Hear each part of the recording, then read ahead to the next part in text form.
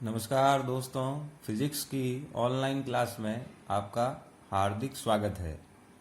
आज हम अपनी फिजिक्स की ऑनलाइन क्लास में कक्षा 12वीं का दूसरा अध्याय, जिसका नाम है गाउस का नियम और उसके अनुप्रयोग, इसके बारे में हम अध्ययन करेंगे। हमने अपने पहले चैप्टर के अंतर्गत विद्युत क्षेत्र और उसके बारे में अध्ययन किया था, जिसमें हमने सबसे पहले आवेश के गुणधर्म, कूलाम का नियम, कूलाम के नियम के बाद में विद्युत क्षेत्र, विद्युत बल रेखाएं और विद्युत द्विध्रुव के बारे में अध्ययन किया था। और विद्युत द्विध्रुव के कारण उसकी अक्ष पर और निरक्ष पर विद्युत क्षेत्र की तीव्रताओं को ज्ञात किया था। तो जो चीजें हमने पहले पार्ट में कर ली है, ये पार्ट उसी से आगे है और अब हम नई चीजों के बारे में, नए टॉपिक्स के बारे में अध्ययन करेंगे। ये हमारी फिजिक्स की पहली यूनिट का सेकंड चैप्टर है। पहली यूनिट जो है फिजिक्स की, उसका ये सेकंड चैप्टर है। इसमें सबसे पहले हेडिंग है जिसका नाम है विद्युत फ्लक्स। पहली हेडिंग है इस पार्ट की जिसका नाम है विद्युत फ्लक्स। विद्युत फ्लक्स क्या होता है? सबसे पहले मैं बता दूं आपको, विद्युत फ्लक्स को फाई से डिनोट किया जाता है। ये इसको दर्शाने का चिन्ह है। अब ये होता क्या है, इसके बारे में मैं आपको बताने जा रहा हूं। देखिए ध्यान से, कोई भी पृष्ठ, ये मान लीजिए एक पृष्ठ है और ये पृष्ठ जो है वो विद्युत क्षेत्र में स्थित है। विद्युत क्षेत्र में स्थित है। अब आप सबको ये जानकारी में पहले अध्याय में हम पढ़ चुके हैं विद्युत क्षेत्र क्या कैसे होता है। जहां पर विद्युत बल रेखाएं होती है और वो बल रेखाएं एक समान रूप से वहां पे पाई जाती है, तो उन्हीं बल रेखाओं के कारण, उन्हीं आवेशों के कारण वहां विद्युत क्षेत्र होता है, विद्युत क्षेत्र की उत्पत्ति होती है। तो विद्युत क्षेत्र में ये एक बंद कोई पृष्ठ जो है वो मौजूद है। इस बंद पृष्ठ में से वो बल रेखाएं गुजर रही है, क्योंकि ये विद्युत क्षेत्र में स्थित है, तो ये बल रेखाएं इस पृष्ठ में से गुजरेगी ऐसे।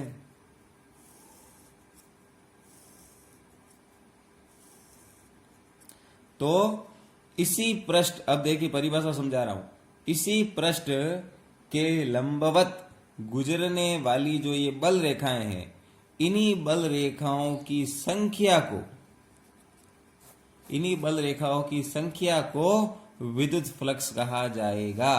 तो परिभाषा क्या हो जाएगी? किसी पृष्ठ के लंबवत गुजरने वाली बल रेखाओं की संख्या को विद्युत फ्लक्स कहेंगे। आप ध्यान से देखिए, यहां पर ये बल रेखाएं जो जा रही है, विद्युत क्षेत्र है, इन्हीं से विद्युत क्षेत्र का निर्माण हुआ, तो हम इसको ई सदिश कहेंगे। ये सदिश राशि होती है। और आपका ये जो पृष्ठ है, इस पृष्ठ, ये झुका हुआ पृष्ठ, आप देखिए एक बार, ये सीधा नहीं खड़ा है, तो यहां से केंद्र बिंदु से अगर देखा जाए तो इसकी जो दिशा है वो कुछ इस प्रकार से हो जाएगी। तो ये इसके क्षेत्रफल की दिशा हो जाएगी। तो हम यहाँ पे ये अल्पांश रूप लिया गया है, तो अल्पांश सदिश राशि होती है, तो इसके ऊपर तीर का निशान। आप देख रहे हैं कि इन दोनों के बीच में, बल रेखाओं के और इनके बीच में कोण जो है वो थीटा कोण है। तो देखिए अब विद्युत फ्लक्स का सूत्र क्या होगा? तो अल्पांश रूप में विद्युत फ्लक्स जो होगा वो होगा डी फाई बराबर ई सदिश डी एस सदिश, और इनके बीच का कोण ये है तो कॉस थीटा, इसको कॉस थीटा से व्यक्त करते हैं। तो ये अल्पांश रूप में जो है विद्युत फ्लक्स का सूत्र हो जाएगा। हम इसको पूर्ण रूप में अगर निकालना चाहें, या ये देख लीजिए आप पीछे कॉस थीटा लगा हुआ है, तो कॉस थीटा का मतलब क्या हो गया? यह एक अदिश गुणनफल है, माने ये जो फाई है विद्युत फ्लक्स, ये एक अदिश राशि है, ये एक अदिश राशि है। तो हम अगर इसको कॉस को हटावें तो हम इसको ऐसे भी लिख सकते हैं, डी फाई बराबर ई सदिश डॉट डी एस सदिश, इसको आप ऐसे भी लिख सकते हो, ये भी विद्युत फ्लक्स का सूत्र हो जाएगा। अगर हम इसको पूर्ण रूप में निकालना चाहें, इसको हम अगर पूर्ण रूप में निकालना चाहें तो हम इसका समाकलन कर देते हैं।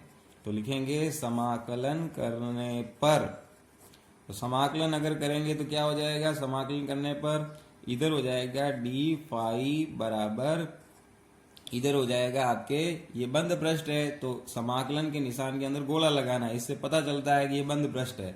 ठीक है, तो ये हो जाएगा ई डॉट डी एस सदिश, हम इसको साथ में ही ले लिया। ठीक है ना, तो अब क्या हो जाएगा, यहाँ तो समाकलन फाई हो जाएगा, इधर से ई बाहर आ जाएगा और अंदर हो जाएगा ओनली डी एस। तो अंदर डी एस हो जाएगा तो क्या हो जाएगा, अब समाकलन इसका एस, तो फाई बराबर आप ऐसे भी इसको लिख सकते हैं ई एस।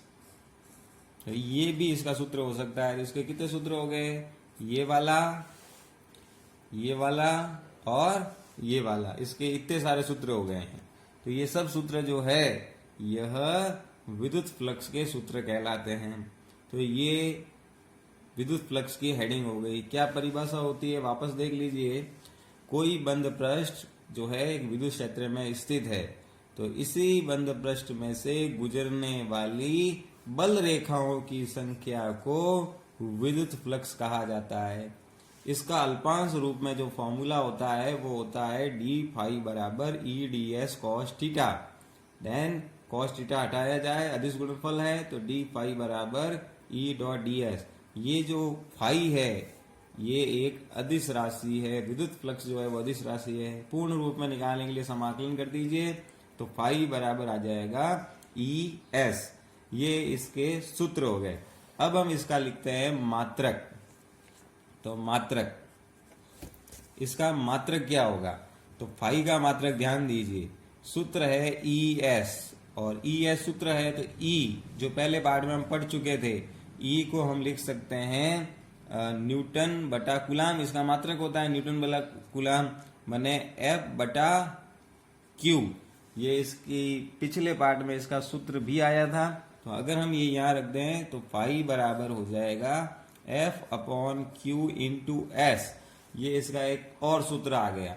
अगर हम इसका मात्रक निकालें तो अब देखो, एफ का मात्रक क्या होता है, न्यूटन, और क्यू का मात्रक क्या होता है, कूलाम, और एस माने क्षेत्रफल का मात्रक क्या होगा, मीटर स्क्वायर। तो पूरा मात्रक क्या हो गया, न्यूटन मीटर स्क्वायर बटे कूलाम। ये विद्युत फ्लक्स का मात्रक आ गया। तो ये इसका प्रथम मात्रक है। किससे आया, ये न्यूटन बटा कूलाम से। लेकिन अपन जानते हैं ई का एक और भी मात्रक होता है, वोल्ट बटे मीटर। तो मैं आपको उसके बारे में बता रहा हूं। ई का एक और मात्रक होता है वोल्ट बटे मीटर। अगर उस मात्रक से हम निकालें तो एक अन्य मात्रक फाई का एक और हो सकता है। तो लिखेंगे अन्य मात्रक। अन्य मात्रक क्या हो जाएगा, फाई का सूत्र क्या है, ई और एस। ई की जगह अब ये रखेंगे तो वोल्ट बटा मीटर, और इसका होता है मीटर स्क्वायर। तो ये एक से एक मीटर से कट गया, तो फाई का एक नया मात्रक आ जाएगा वोल्ट मीटर। ये फाई का एक अन्य मात्रक आ जाएगा। जब ये मात्रक ये होते हैं तो अब इसकी विमा ज्ञात करते हैं। तो विमा क्या हो जाएगी इसकी, विमा सूत्र क्या है, फाई बराबर ई एस। ई को अपन लिखते हैं एफ बटा क्यू एस। तो एफ की विमा क्या होती है, M1 L1 T माइनस 2 बल की विमा, क्योंकि A1 T1 क्षेत्रफल की L2। सबको सॉल्व करते हैं तो M1 L2 और ये 1 3 हो जाएगा, तो L3 T ऊपर आ जाएगा, T माइनस 3 ये ऊपर आ जाएगा, तो A माइनस 1। ये जो विमा है ये विद्युत फ्लक्स की विमा हो जाएगी। तो इसी तरह से हमारा आज का ये पहला हेडिंग जो है विद्युत फ्लक्स, ये समाप्त होता है। अब अगला हेडिंग जो है वो हेडिंग है सतत आवेश वितरण, सतत आवेश वितरण। सतत आवेश वितरण का मतलब क्या होगा? इसकी हेडिंग में इसका लगभग मतलब निकल रहा है। सतत, सतत का मतलब होता है लगातार। लगातार यदि आवेशों का कहीं वितरण हो गया है या हुआ है तो हम इसको संतत या सतत आवेश वितरण कहेंगे। ये जो होता है ये 3 प्रकार का होता है। सबसे पहले होता है, उसको हम कहते हैं नंबर 1 रेखिक आवेश वितरण, या रेखीय आवेश वितरण भी कह सकते हैं। रेखीय आवेश वितरण सबसे नंबर पहला होता है रेखीय आवेश वितरण, और इसको अपन लैम्बडा से डिनोट करते हैं। ठीक है ना? ये कैसे क्या होता है ध्यान से देखना। यदि मान लीजिए कोई एक तार है, तार, पतला सा तार। अब ये जो तार है इसमें उस तार की क्या ही महत्वपूर्ण होती है? लंबाई महत्वपूर्ण होती है। तो ये तार है, इस तार में उसकी लंबाई इंपॉर्टेंट है। अगर आवेश इस पे डाल दिया जाए, इस तार के ऊपर आवेश डाल दिया जाए तो वो आवेश क्या होगा? इसकी लंबाई के अनुदिश जो है इसके पृष्ठ पर फैल जाएगा। ऐसे इसकी लंबाई के अनुदिश इसके पृष्ठ पर फैल जाएगा। माना इसकी जो लंबाई है वो L है और आपने इसके ऊपर Q आवेश डाला है और वो इसकी लंबाई के अनुदिश फैल गया। तो जब ऐसा कभी होता है तो हम इसको कहेंगे रेखीय या रेखिक आवेश वितरण, क्योंकि यहाँ पे आवेशों का वितरण जो हुआ है वो रेखीय रूप से हुआ है। तो इसीलिए यहाँ लैम्बडा का जो सूत्र है वो हो जाएगा Q/L। ये रेखीय आवेश वितरण का सूत्र हो जाएगा। ये जो सूत्र है वो पूर्ण रूप में, लेकिन अगर आपको कभी अल्प रूप में बताना हो, अल्पांश में बताना हो, तो अल्पांश में ये सूत्र हो जाएगा लैम्बडा बराबर dQ/dL। ये इसका अल्पांश रूप में भी सूत्र हो सकता है। अगर इसके दोनों सूत्र ये है तो इसी से इनका मात्रक और विमा निकल सकती है। तो इनका मात्रक क्या हो जाएगा? रेखिक आवेश वितरण का मात्रक सूत्र है लैम्बडा बराबर Q/L। लैम्बडा बराबर Q/L। Q का मात्रक कूलाम, L का लंबाई का मीटर। तो लैम्बडा का मात्रक आ जाएगा कूलाम/मीटर। ये इसका मात्रक हो गया। ये मात्रक हो गया तो अब विमा क्या होगी? तो विमा हो जाएगी, Q की विमा है A1T1/L की क्या हो जाएगी? लंबाई की L1। तो टोटल विमा M0L-1 T1A1। ये इसकी विमा हो जाएगी। ठीक है, ये हो गया आपके सतत आवेश वितरण में नंबर 1। ये सतत आवेश वितरण जो होते हैं वो 3 प्रकार के होते हैं। उसमें पहला हमने पढ़ लिया रेखिक आवेश वितरण। जब आवेशों का वितरण रेखिक रूप से होता है, किसी तार की संपूर्ण लंबाई पर एक समान रूप से होता है, तो हम उसको रेखिक आवेश वितरण कहते हैं। ये नंबर 1 हो गया। दूसरा जो होता है उसको हम कहते हैं पृष्ठ आवेश वितरण। नंबर 2, दूसरे को हम कहते हैं पृष्ठ आवेश वितरण। पृष्ठ आवेश वितरण, इसको जो है वो सिग्मा से दर्शाया जाएगा। इसकी भी परिभाषा इसके टॉपिक के हेडिंग में ही लगभग आ रही है, पृष्ठ आवेश वितरण।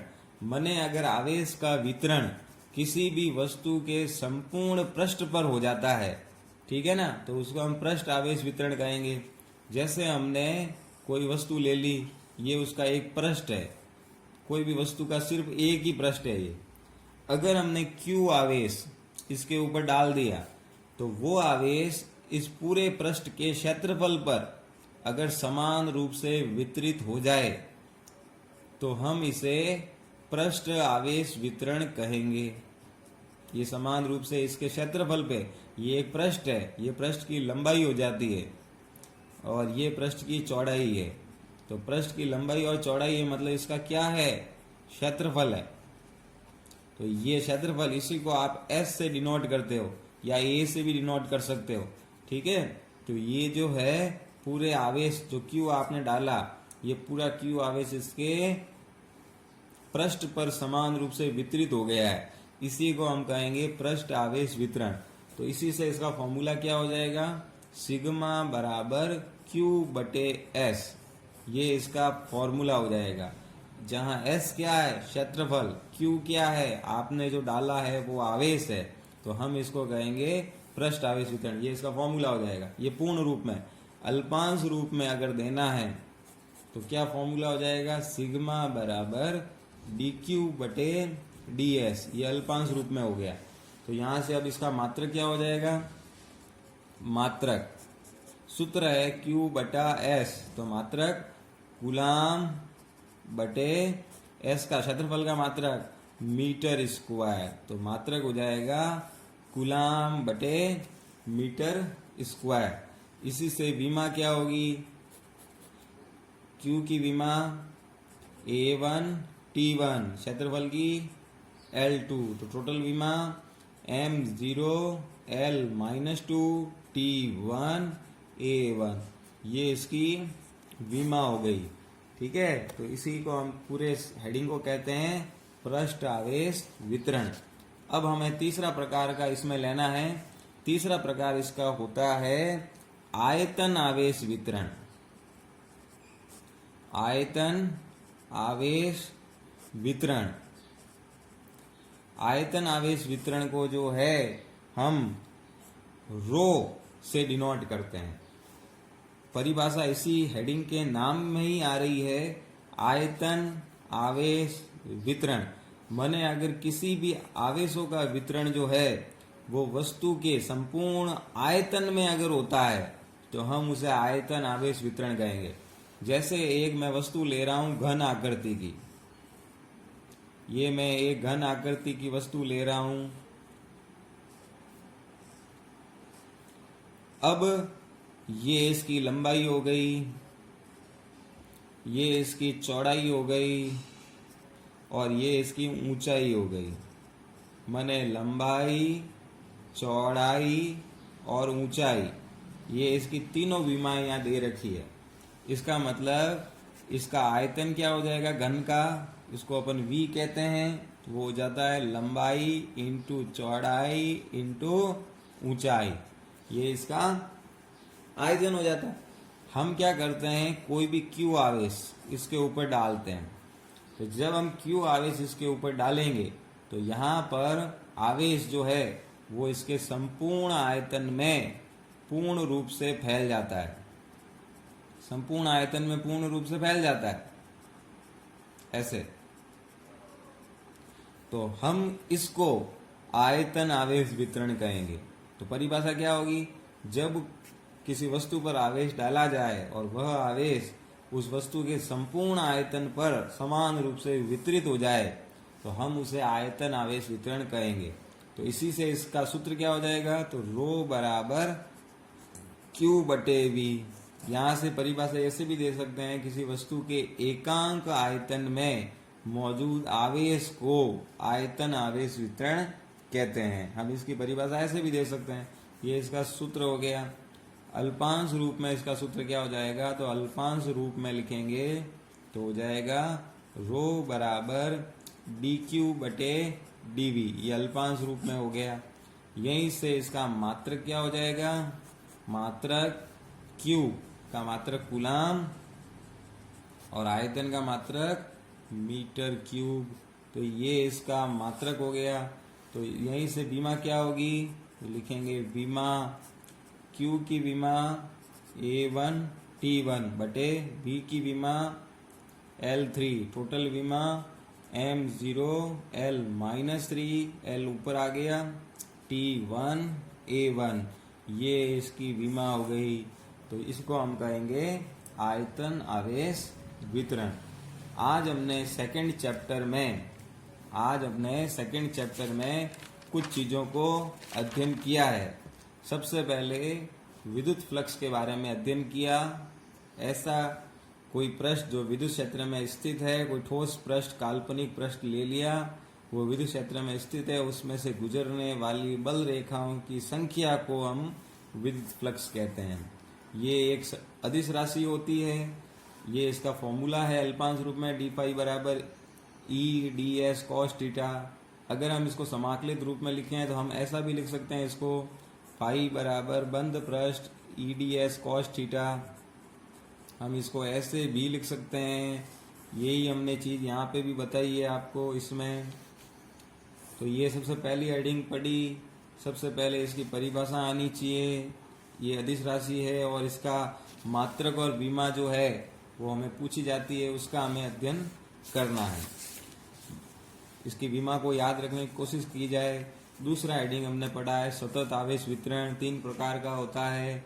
रेखिक आवेश वितरण, जहाँ पे आवेशों का वितरण किसी वस्तु की संपूर्ण लंबाई पर एक समान रूप से हो जाता है, उसे रेखिक आवेश वितरण कहते हैं। फिर सेकंड में हमने पढ़ा पृष्ठ आवेश वितरण, जहाँ पर आवेशों का वितरण किसी वस्तु के संपूर्ण पृष्ठ पर समान रूप से हो जाए, संपूर्ण क्षेत्रफल पे समान रूप से हो जाए, तो उसे पृष्ठ आवेश वितरण कहेंगे। सूत्र सिग्मा बराबर क्यू बटा एस। और तीसरा हमने पढ़ा आयतन आवेश वितरण, जहाँ पर आवेशों का वितरण किसी वस्तु के संपूर्ण आयतन में समान रूप से हो जाता है, उसे हम आयतन आवेश वितरण कहते हैं। तो आज हमने सेकंड चैप्टर में 2 हेडिंगों के बारे में पढ़ा। आगे हम अगली क्लास में पढ़ेंगे, क्योंकि शुरुआत है, अभी इतना बहुत है, आगे अगली क्लास में पढ़ेंगे। धन्यवाद।